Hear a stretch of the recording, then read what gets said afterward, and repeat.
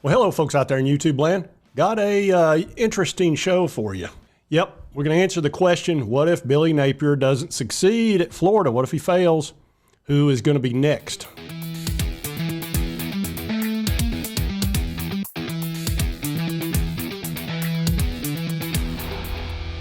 Now, I know this is a touchy subject for the Florida Gator fans, so what I typically do, and I'll do that in this video as well, if you are a Florida Gator fan and this upsets you, now is the time. You don't want to watch this video. So now is the time to just do this. Just walk away. Exactly. Humongous always knows best. When he tells you to walk away, just do that. Because there's no point in, getting tore up about it. Because we are going to talk about this. Because it's relevant. And if you don't think it's relevant, you've not been on the internet. I'm not the one coming up with this. Let me show you. This is on Fansided. Said Florida football, no Deion Sanders isn't the answer for the Gators. So that question's been asked. And look, there's already speculation because of the Utah game and the mistakes in that ball game and all of that. Now, before we get started, realize we're playing you guys in 2 weeks, which pretty much is going to be your Super Bowl. Oh, there they go. There they go. And those aren't my words. You'll see later in the video. But it is your Super Bowl because you need that win. And look, I've got some folks up here who think we're going to win by 50. I don't think that at all. I think it's going to be a dogfight. I think it's going to be a brutal gridiron war, good old-fashioned war. And I know that the Florida Gator fans will be ready. I know the players will be ready. And we're not going to do like we did with South Carolina. We're going to show up ready to play. We're not going to just think we're going to roll the football out there and we're going to win. I don't think we'll make that mistake again. So anyway, I look forward to the game, but we're going to talk about this because if Napier does not succeed, we can sit here and talk about the $32 million that he's owed and all that kind of stuff, but there are reasons outside of that would make it really difficult for him to continue on down there if certain people or certain donors aren't happy. And that's what can really hurt a coach long term is if you don't have the support of the donors, it makes it hard because now you've got NIL and all that kind of stuff. And we're going to talk about that. Now realize, before the Utah game, I was about 50-50 on Billy Napier. I didn't like the way the season ended last year. When Anthony Richardson was no longer quarterback, y'all couldn't seem to score against Oregon State, which is not some defensive powerhouse. And then against Utah, you couldn't score and you had your starting quarterback and they didn't. So that didn't look so good. And there was a lot of mistakes in there. Two guys with the same number, nobody understands that. The lack of urgency, letting the clock run down, not hurrying up, you're down 3 touchdowns and you're just acting like it's the first quarter and it's a tie ball game. So a lot of that's got people down in Florida upset, and that's what a bunch of them are talking about. I even featured Allie Peek at Peek Into the Gators, where she did a very spot-on job of just saying, look, I support you, we think you're great, but you better fix these problems because we're not putting up with this much longer, which is reasonable for any coach. But I'm going to show you another YouTuber, and this guy's pretty famous, and I'll show you what I'm talking about.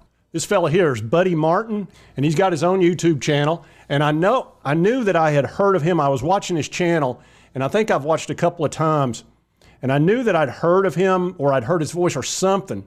And it turns out he's a very famous writer and also a radio guy from back in the day. And I'll show you a little more about him. He's won like 150 awards. Here you see him with a lot of famous folks. There he was as a youngster. There he is with Arnold Palmer. There he is with Dr. J. There he is with Paul Feinbaum. Not sure what this is. Here he is with Laura Rutledge. So he's a very famous Florida, kind of a celebrity really.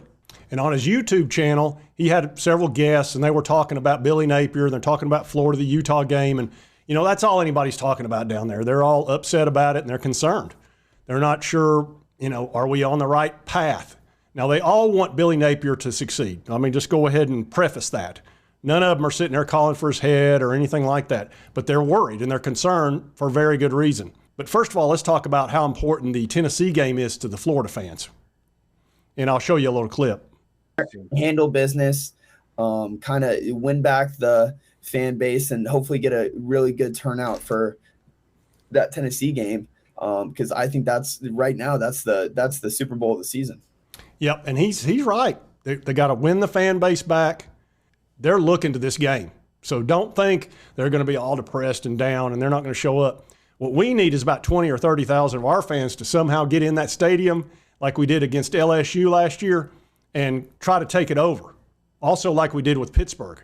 Hopefully we can at least get 10 or 15,000 in there. I'd love to have 20 plus, but I don't know if we'll get that many tickets. It's not going to be that easy. But now, as I was watching this telecast or this YouTube channel, Buddy Martin said something that was very savvy, and this comes from somebody that is in the know.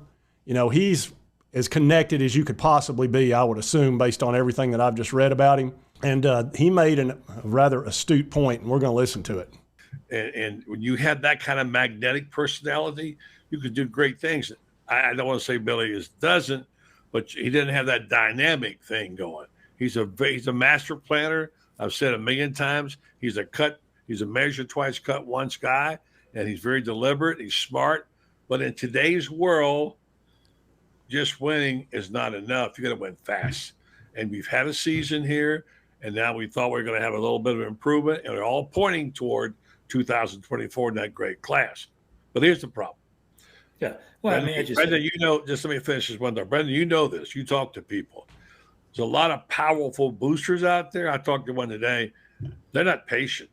And if they say, I'm turning off the spigot, no more NIL money for you, Jack, your 2024 class starts falling apart. And that's where it's dangerous, David.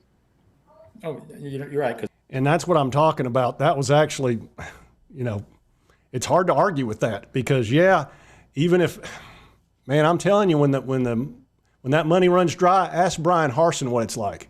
That's what happened down there in Auburn. Those big donors cut him off, and he couldn't get the athletes. Now that the Auburn faithful and the donors are happy again because they got Hugh Freeze, they've opened the spigot full blast, and they've stolen 2 5-stars. Which, hey, you know what? You can do that now. That used to not be allowed, but it's 2023, and those donors have said, if Hugh wants him, we'll pay. And that's the problem they could wind up with Billy Napier. So it's getting tricky. Now, the positive is, look, if he works out for Florida and he turns out to be a really good coach, no worries, right? For Florida, they're happy. It's not good for us, but it'd be good for them. But if he doesn't, it's not like they're down there going, oh, we're the Florida Gators. Nobody wants that job. Let me assure you, one Lane Kiffin would love to have that job. He would take that job because, first of all, you've got a rabid fan base, very passionate, very similar to the Vols. Not quite as good, but very similar. You've got a huge recruiting base. I mean, a monstrous one. You're in the SEC. You got lots of money flowing in. You got the facilities. You got everything you need. Whereas at Ole Miss, he's limited. He is getting some NIL money now, but it's not going to be what he could get at Florida. And he's got a 50 or 60,000 seat stadium. He'll have 90 there at the Swamp. And it's a more prestigious gig. It just is. Sorry, I don't mean that ugly towards Ole Miss, and I hate they're going through this with him, but he's just not a real loyal guy. He's not. And he could have shut all that down last year, and he didn't, and it kind of screwed up their whole season. They were 8-1, and then all these rumors came out about Auburn. He didn't shut it down. He could have just signed his contract extension, and nobody would have said a word. But he didn't do that. He wanted to play both sides. And they wound up going on a 4 out of 5 losing streak and kind of wrecked the season. And they've started off good this year. They scored a ton of points. Of course, Florida can't seem to score any points now that Anthony's not with them. I think he would be a huge target for them, and I think he'd take the job. That's assuming everything goes bad for Napier and Florida. The other possibility is Deion Sanders. And the fact that they've written an article about this, and people are talking about it, Deion's won everywhere he's been. He won down at that little school in Florida, almost won the national title. Then he comes up here and beats TCU. Nobody thought he could do that. The guy inspires people. He brings the best out of them, and he's absolutely tireless. So let's see what these Florida fansiders think. Talks about how it was a very frustrating loss, the Utah game. Of course, Colorado was 1-11 last year, and they beat a Final Four team, a playoff team, which is just nobody can believe it. It's shocking. And you're going to hear this type of thing a lot with them. So while we still have faith in Napier, that didn't stop AL.com from already writing the Fire Napier piece. And it talks about Imagine Sanders at the University of Florida And in that article, they talked about firing Scott Strickland, their athletic director, and football coach Billy Napier as soon as possible and start recruiting Sanders to Gainesville. Said the amount of juice the Gators would have with Sanders on the sideline would flood the entire state of Florida. FSU would self-destruct. Miami would lose every last recruit. And Bobby Bowden would shout, "Dadgum" from high up in heaven. And Tim Tebow would get a Coach Prime tattoo. So anyway, that hadn't sat well with FanSided. And it says Sanders built Colorado from the ground up with a transfer portal. And that's another thing that they're talking about, how, you know, Napier's on his second year, and that's considered a long period of time nowadays. Because look what Dion did in one game. Now, granted, it's one game.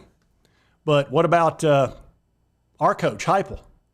Turned it around from 3-7 to 7-6, and then 11-2, and had the number one offense in the country. So it can be done quickly. And people are expecting that nowadays. You know, they expect you to turn it around very quickly. You know, they'll give you 1 year, but they're not, you know, the second year you better start showing some improvement. There's plenty of articles out there that think Florida's going to win 3 or 4 games. And after watching that Utah game, it's possible. Now, again, I'm not going to sit here and crow about going down there and beating Florida because we've not won in the swamp in 20 years. You have 10 tries at it, and we're 0-10. So I've still got battered Vols syndrome from that. But I really like our chances in this game, and I think we're going to win by a touchdown. A lot of people think it'll be more than that. I think a touchdown would be a good victory and get the heck on out of there with a W. But I don't think for a second that this is far-fetched. And Florida, look, I've watched Florida long enough to know they're not going to tolerate losing. They're just not. He's got to win at least 6 games. If he wins 3 or 4 or even 5, it's going to get rough. Now, if he wins 5, he'll probably survive. If he wins 3 or 4, they may have no choice, because if the donors say no more money and they start losing some of those recruits, which is what Buddy Martin just said, what do you do? Now you don't have that huge recruiting class. So it could get sticky. This game against Tennessee is big for them. It's huge for us too. It's a big game in the first part of the season, like always. So I'm looking forward to this, but I would not be a bit surprised if Lane Kiffin to be the one I would expect, because he would be Steve Spurrier 2.0. Because he's a little bit of a smart aleck. Well, he's a lot of a smart aleck. He likes to get on Twitter, and he would definitely try to mess with us. He would be Darth Kiffin 2.0. You underestimate the power of the dark side. If you will not fight, then you will meet your destiny. Yep, no doubt. No doubt. The power of the dark side. And Coach Prime's going to wind up at a big school if he keeps this up. There's just no way around it. I still can't believe he won that game, but I got to, if he keeps this up and starts winning a lot, if he just goes 500 this year, he's done amazing. That would be fantastic after 1-11. If he does any better than that, then he probably wins Coach of the Year. So anyway, as you know, I like to speculate about Florida. And if you've not subscribed, it's on your right, my left. Just hit that little button. I would appreciate it. And right over here is the most recent video that YouTube thinks you'd enjoy. And we'll see you next time on Sports Talk Jay.